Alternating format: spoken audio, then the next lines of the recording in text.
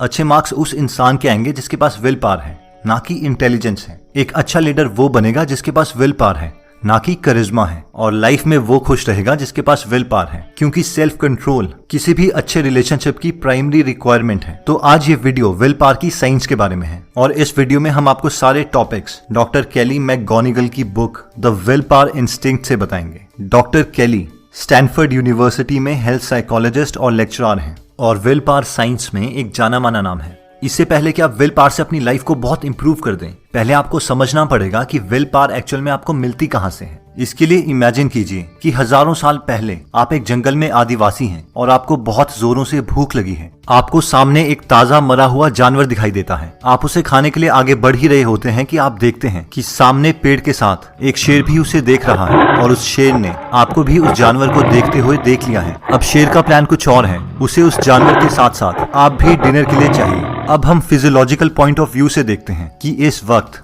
आपकी बॉडी कैसे रिस्पॉन्ड करेगी। सबसे पहले शेर आपको घूर रहा है। ये इन्फॉर्मेशन आपकी आंखों से आपके ब्रेन के बीच वाले हिस्से में जाएगी, जिसे हम कहते हैं एमिग्डला। एमिग्डला आपका पर्सनल अलार्म सिस्टम है। ये आपकी पूरी बॉडी को और ब्रेन के बाकी हिस्सों को सिग्नल्स भेजेगा कि अब करने या मरने का समय आ गया है। सबसे पहले आपके adrenal glands stress hormone release करेंगे। सेकेंड, क्योंकि आपको एनर्जी की बहुत ज्यादा जरूरत है, इसलिए लिवर आपके ब्लड स्ट्रीम में एनर्जी देगा, फैट और शुगर की फॉर्म में। थर्ड, आपकी सांसें रेस्पिरेटरी रेट बहुत ज्यादा इंक्रीज हो जाएगा ताकि आपको एक्स्ट्रा ऑक्सीजन मिल सके। और फोर्थ, ये सारी एनर्जी मसल्स तक पहुंच जाए, इसके लिए आपका हार्ट रेट भी बहुत ज्यादा इंक्रीज हो जाएगा। ब्रेन का नेक्स्ट रिस्पॉन्स होगा कि जहां पर भी एनर्जी वेस्ट हो सकती है, उन सब चीजों को स्लीप मोड में डाल दिया जाए। इसके लिए ब्रेन आपके लॉजिकल, रैशनल और high thinking part pre frontal cortex को स्लीप मोड में डाल देगा, क्योंकि इस टाइम ब्रेन नहीं चाहता कि आप ज्यादा सोचें। अब आपने इंस्टिंक्टिवली जो भी डिसीजन लिया है, भागने का या लड़ने का, उसके लिए आपके ब्रेन ने आपके बॉडी को तैयार कर दिया है और आप अपना काम कर सकते हैं। ब्रेन के इस तरीके के रिस्पॉन्स को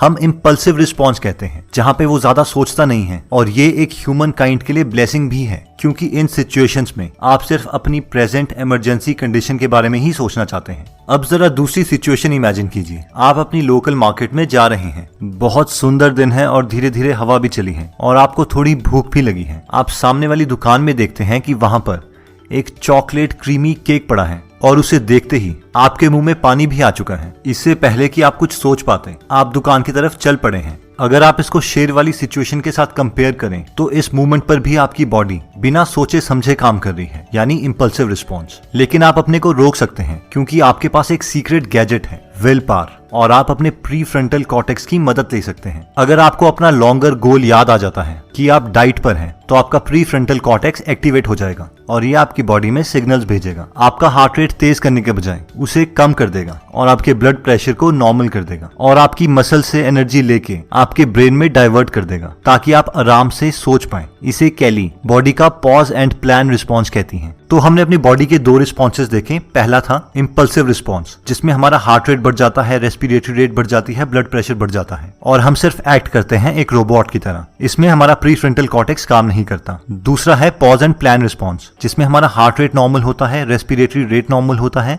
और ब्लड प्रेशर नॉर्मल होता है, और हमारा प्री फ्रंटल कॉर्टेक्स एक्टिवेट होता है, और हमें सारी विल पावर इस पॉज एंड प्लान रिस्पॉन्स से ही मिलती है।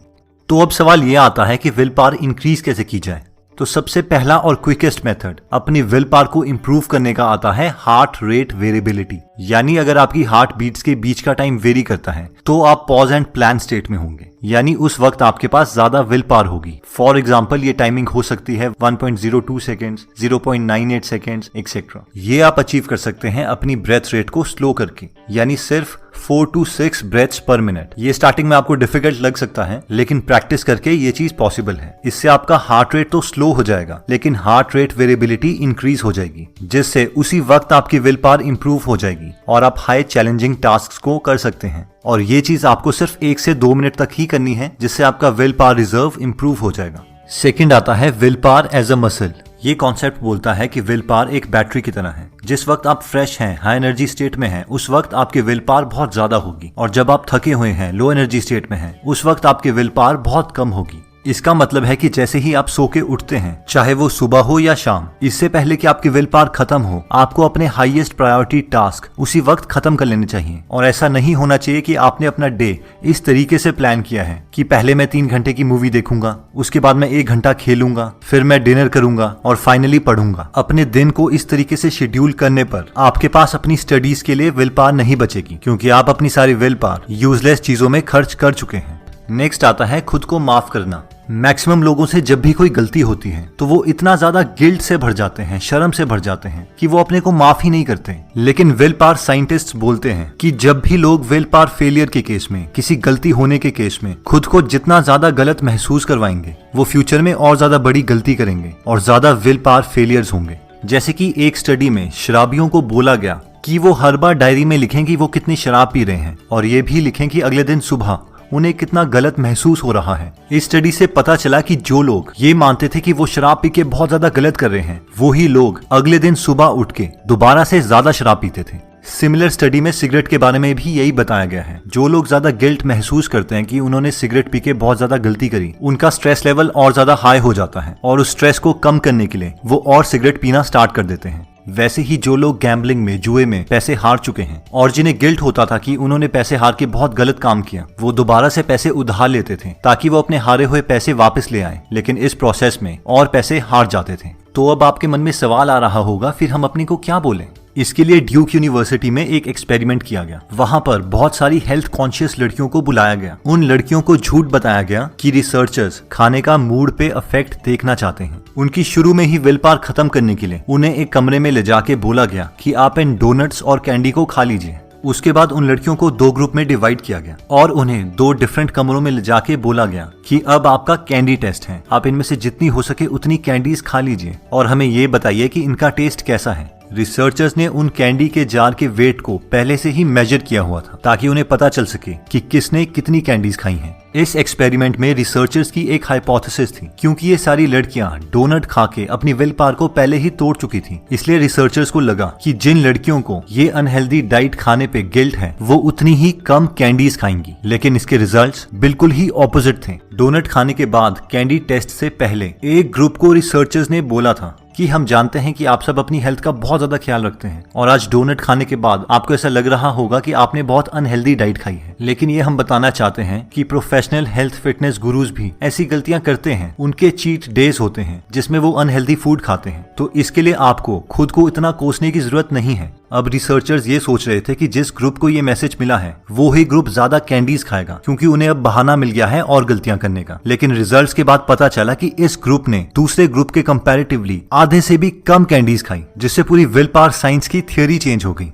अब जब आपसे भी कभी ऐसी कोई गलती होती है, जो कि होगी ही, तो आपको एक पर्टिकुलर सीक्वेंस में अपने से बात करनी है। पहला, एक्सेप्ट करो कि आपसे गलती हुई है और उन फीलिंग्स को नोटिस करो कि आपकी बॉडी कैसे रिएक्ट कर रही है। क्या आपका हार्ट रेट इंक्रीज हो रहा है? क्या आपका ब्रेथ रेट इंक्रीज हो रहा है? सेकंड, आप एक्सेप्ट कीजिए कि ये सबसे गलती होती है। हर इंसान इम्परफेक्ट है और यही प्रोसेस है जिससे हम इम्प्रूव होते हैं, बार बार गलतियां करके, आइट्रेशन से। और फाइनली आप इमेजिन करो कि ये मैसेज आपको किसी अपने लव्ड वन को देना है, शायद यंगर ब्रदर को या किसी बच्चे को, और उसे बताना है कि ये गलतियां होती हैं और उसे कोई डरने की जरूरत नहीं है, वो दोबारा से अपनी लाइफ स्टार्ट कर सकता है। इस पूरे प्रोसेस में आपको अपने बारे में बात नहीं करनी है। फॉर एग्जाम्पल, अगर मैंने रात को प्रॉमिस किया था कि मैं 3 घंटे पढ़ूंगा और मैं जल्दी सो गया, तो मेरा मैसेज कुछ इस तरीके का होगा। हाँ, मैं पढ़ नहीं पाया क्योंकि मैं ज्यादा खेल के थक गया था। सेकेंड, हर टॉपर, हर साइंटिस्ट, कोई भी सक्सेसफुल इंसान बहुत बार अपने वादे पूरे नहीं कर पाता, लेकिन तो क्या हुआ, वो दोबारा उठ के काम तो करता है और ऐसे ही तो हम सीखते हैं। और थर्ड, अगर ये मैसेज मैं किसी अपने छोटे भाई को बोलूंगा तो कुछ इस तरीके से बोलूंगा, अरे यार मैं भी नहीं पढ़ता था, कई बार हो जाता था, मैं थक जाता था, जल्दी सो जाता था, दोबारा से अपनी तैयारी शुरू कर और अच्छे मार्क्स ले। तो इस तरीके की सेल्फ टॉकिंग से आपकी विल पावर दोबारा से इंक्रीज हो जाती है और दोबारा से आप वो सेम गलतियां नहीं करते। तो दोस्तों, आज हमने देखा कि माइंड 2 तरीके से काम करता है। पहला, इंपल्सिव रिस्पॉन्स, दूसरा pause and plan response. Will power को इंप्रूव करने के लिए हमने 3 मेथड्स देखे। पहला था HRV, हार्ट रेट वेरिएबिलिटी। अगर आप अपनी ब्रेथ रेट 1-2 मिनट के लिए 4 to 6 कर देते हैं तो आपकी हार्ट रेट वेरिएबिलिटी इंक्रीज हो जाती है और आप काम मोड में आ जाते हैं और आपकी विल पावर इंक्रीज हो जाती है। सेकंड, हमने देखा कि विल पावर एक बैटरी की तरह है। जब हमारी नींद पूरी होती है और हाई एनर्जी स्टेट में होते हैं तो हमारी विल पावर ज्यादा होती है, इसलिए हमें हाईएस्ट प्रायोरिटी टास्क इसी हाई एनर्जी स्टेट में कर लेने चाहिए। Third, guilt. हमें अपने को बार बार गिल्ट महसूस नहीं करवाना चाहिए और अपने को एक पॉजिटिव मैसेज देके और ये मान के कि सबसे गलतियां होती हैं दोबारा से काम शुरू कर देना चाहिए। दोस्तों कमेंट सेक्शन में आप बता सकते हैं कि आप नेक्स्ट वीडियो किस टॉपिक पर चाहते हैं ताकि हमें भी फीडबैक मिले और उसी टॉपिक्स को हम कवर करें। इस चैनल को जरूर सब्सक्राइब कर लीजिए और बेल का बटन दबा दीजिए ताकि आप ऐसी नॉलेजेबल वीडियोस कभी मिस ना करें और इस वीडियो को लाइक जरूर कीजिएगा ताकि हमारा